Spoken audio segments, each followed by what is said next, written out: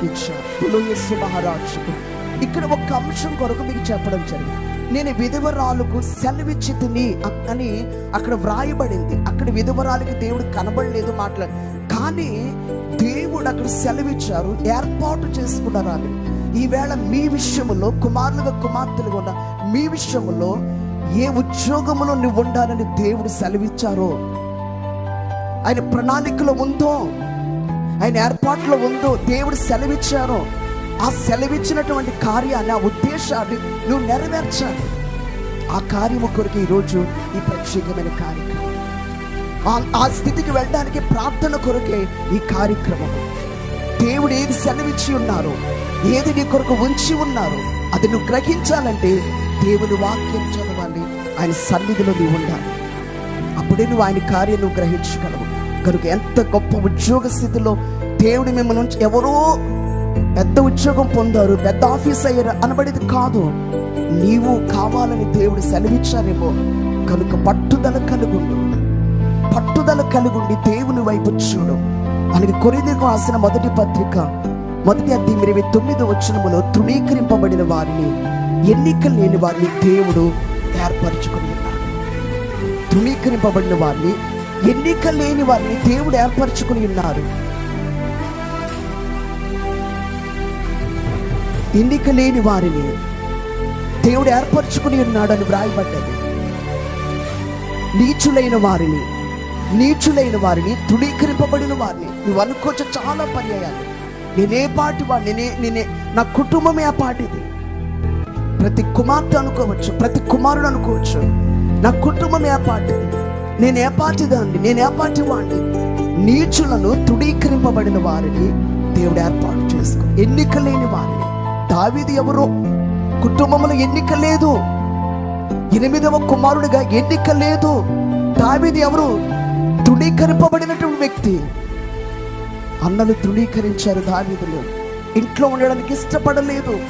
అడవిలో ఉంటే గొర్రెల దగ్గర పెడితే ఏదో ఒక మృగం వచ్చి తినేస్తుంది అనబడి ఉద్దేశంతో అక్కడ గొర్రెలకు కాపరిగా అక్కడ పెట్టారు. అటువంటి వ్యక్తిని, తృణీకరింపబడిన దావీదును దేవుడు సింహాసనం ఎక్కించినటువంటి కార్యాలు చూస్తున్నాడు. యేసు మహారాజుకు నువ్వు కలిగిన దేవుడు అంత శక్తిమంతుడు. కనుక దేవుని వైపు చూడండి. ఇక చివరిగా చెప్పేది, ఇందాక అయ్యగా చెప్పారు, నేను చాలా బలహీనరాలు. నిజంగా దేవుని నేను ఎంతగానో స్తుతించాను, దేవునికి నేను ఎంతగానో రుణిస్తున్నాను. నేను ఎంత బలహీనరాలంటే, నాకంటే బలహీనరాలు మరెవరు ఉండరేమో. భయము నాలో ఎక్కువగా, భయము. ఎవరితో కూడా నేను మాట్లాడలేదు. ఈవేళ మా అక్కను కానీ, మా చెల్లిని కానీ, మా అన్నని కానీ మీరు అడిగితే వారు బాగా చెప్తారు. నాకంటే భయస్తురా. చాలాసార్లు నేను ఆలోచించేది, మా అక్కలాగా నేను మాట్లాడలేకపోతున్నాను, మా చెల్లిలాగా చదువుగా నేను వెళ్ళలేకపోతున్నాను. చాలాసార్లు ఫీల్ అయ్యేదాన్ని. చాలా భయము. మా బంధువులతో, మా ఇంటి ప్రక్కన మా చిన్న అందరూ వారి హౌసెస్, గృహాలే, కానీ ఎవరితో కూడా నేను సరిగా మాట్లాడలేకపోయి. నాకు ఆకలి వేసిన ఆకలితో నేను నిద్రపోయేదాన్ని తప్ప. ఎందుకంటే శనివారం అయితే కఠిన ఉపవాసం చేయించేవారు మా అమ్మగారు. పొయ్యి వెలిగించకూడదు. నేనేమి చిన్నవాళ్ళం. మా చెల్లి ఏం చేసిందంటే, మా చిన్నమ్మ ఇళ్ళకి వెళ్ళి శుభ్రంగా భోజనం చేసుకుని వచ్చేది. నేను మాత్రం ఉపవాసముతో తెల్లవారితే టీవీ ఇస్తే గ్లాసు పట్టుకుని వడుకుతూ ఉండేదాన్ని, ఫాస్టింగ్ ఉండేదాన్ని. నేను వెళ్ళి నాకు ఆకలి వేస్తుందని చెప్పడానికి కూడా మా అమ్మకి, వారికి చెప్పడం అంటే ధైర్యం అనబడేది నాలో కొంచెం కూడా లేదు. కానీ నాలో చిన్నప్పటి నుంచి నాకు ఆశ ఏంటంటే, దేవుని మహిమ కొరకు నేను వాడబడాలి. యేసు మహారాజుకు దేవుని కొరకు, దేవుని మహిమ కొరకు, ఏదో ఒక రీతిగా దేవుని మహిమ కొరకు నేను వాడబడాలి. నాకు చిన్నప్పటి నుంచి ఉన్నటువంటి ఆశ. నేను దేవుని ఎప్పుడు అది ప్రార్థించేదాన్ని, ఎప్పుడు అది ఆలోచన చేసేదాన్ని. అలాగే నేను ప్రసంగం చేయగలనా? నేను వాక్యం చెప్పలేను. అలాగే నేను ప్రార్థన చేయగలనా?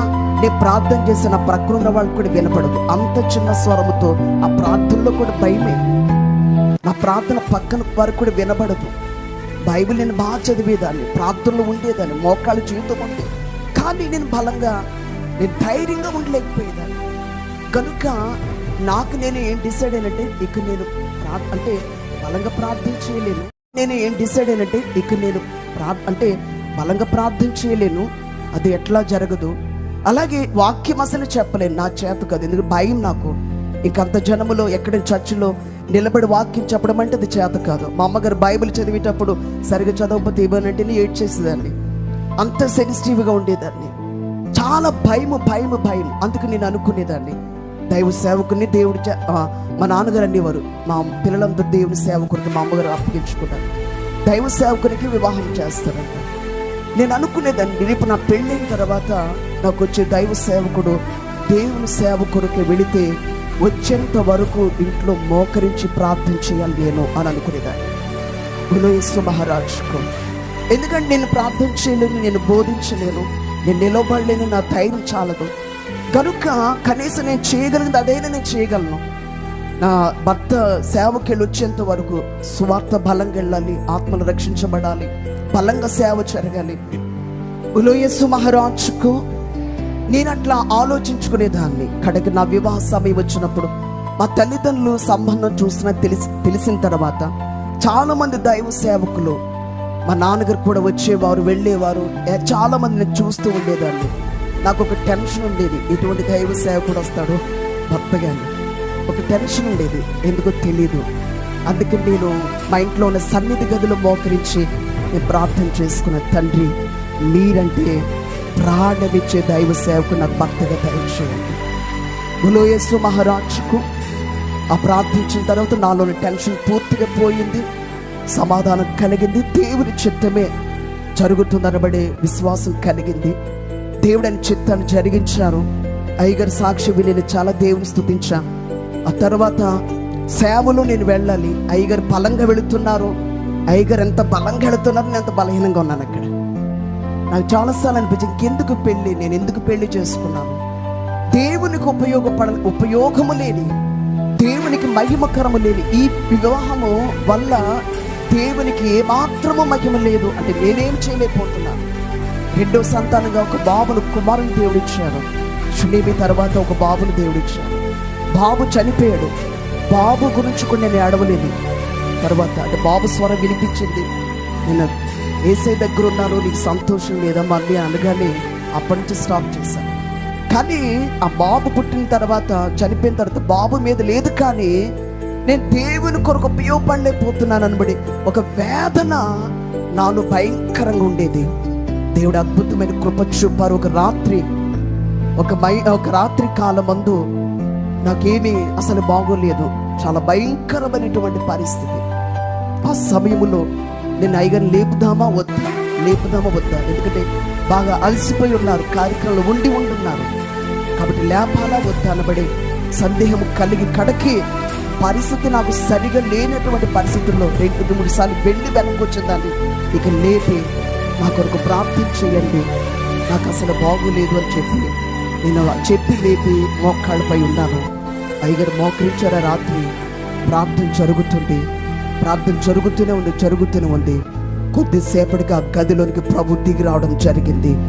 యేసు మహారాజుకు ఆ సమయంలో దేవుని శక్తి నా లోపలికి రావడం జరిగింది. ప్రియులారా, యేసు మహారాజుకు ఎప్పుడైతే దేవుని శక్తి నాలోకి వచ్చిందో, అయ్యగారు ప్రార్థన చేస్తూ నన్ను ప్రార్థన చేయమన్నారు.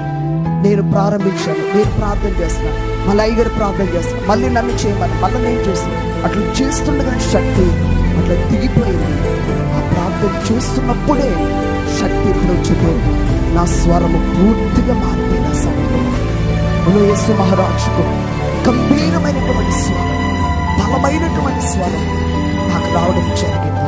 చాలా పెద్ద స్వరముతో దేవుని ప్రార్థించడం, స్తుతించడం జరిగింది. అప్పటి నుండి ఇప్పటి వరకు దేవుడు ఆ శక్తితో నడిపించారు. అంతకుముందు అయ్యగారు అన్నారు, 7 మెట్ల ధ్యానం నువ్వు చెయ్యాలి అని అంటే నేను అన్నాను, అంత శక్తి నాకు లేదు, నేను అర్హురాలు కాదు. 7 మెట్ల ధ్యానం చేయడం దేవుని శక్తి ఉండాలి, నేను యోగ్యురాలు కాదు, నేను అర్హురాలు కాదు, నేను చేయలేను అని చెప్పడం జరిగింది. కానీ ఎంతో ఏడ్చిన తర్వాత చేయమన్నారు, చేయలేని నిస్సహాయ స్థితిలో నేనున్నాను అని కూడా చాలా ఏడ్చిన రాత్రి ప్రార్థన. అయితే దేవుడు ఆ రోజు అభిషేకించిన తర్వాత ఆ నెక్స్ట్ డే అయ్యగారు అన్నారు, నువ్వు 7 మెట్ల ధ్యానం చేయాలంటే అప్పుడు నేను చెప్పాను, ఖచ్చితంగా నేను నిలబడతాను, సన్నిధిలో యేసు మహారాజుకు అట్లా నిలవబడడం జరిగింది. అడుగు వాటన్నిటి కంటేను, ఊహించు వాటన్నిటి కంటేను అత్యధికముగా చేయ శక్తి కలిగిన దేవుడని ఎఫెసీ పత్రిక 3:21 వ్రాయబడినట్లు అడిగిన వాటన్నిటి కంటే, ఊహించిన వాటన్నిటి కంటే అత్యధికమైనటువంటి కార్యాన్ని దేవుడని జరిగింపచేశారు. దేవునికి మహిమ కలుగును కాక.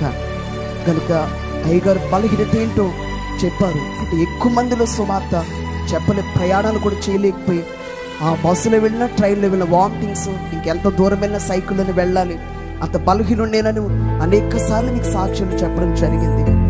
నేను బలహీనురాలనే, కానీ దేవుడు ఈ వేళ ఈ దీనుల్ని ఎంతగా బలపరిచని శక్తితో నింపి ఆయన కృప చూపి నడిపిస్తున్నారు. నీ బలహీనత తట్టు చూడకు, నా బలము తట్టుదిగా చూడకు. నీ బలమునకు మించిన పనులు నా బలమే కదా. నిజంగానే ఎంతటి బలము గలవారమైన దేవుడిట బలహీనులమే, కానీ దేవుడు బలవంతుడు, నడిపిస్తారు. ఆయన పైన ఆనుకుందాం, ప్రార్థన జీవితాన్ని కలిగి ఉండండి. ఆయన పైన ఆనుకునే, దేవుడి మీద ఆనుకున్నది ఉండే కార్యం ఏంటంటే ప్రార్థన జీవితం. నీ పర్సనల్ వ్యక్తిగత ప్రార్థన జీవితం. ఇప్పుడు ఎంతసేపు ప్రార్థన ఉన్నావా, అది సరే, కానీ ఈ రాత్రిని వ్యక్తిగతంగా ఎంతసేపు దేవుని సన్నిధిలో గడుపుతావు, ఇది కావాలి. ఈ వ్యక్తిగత ప్రార్థన దేవునితో నీకుంటే ఎంతటి స్థితికి దేవుని నడిపిస్తారు. దేవునికి మహిమ కలుగును కాక.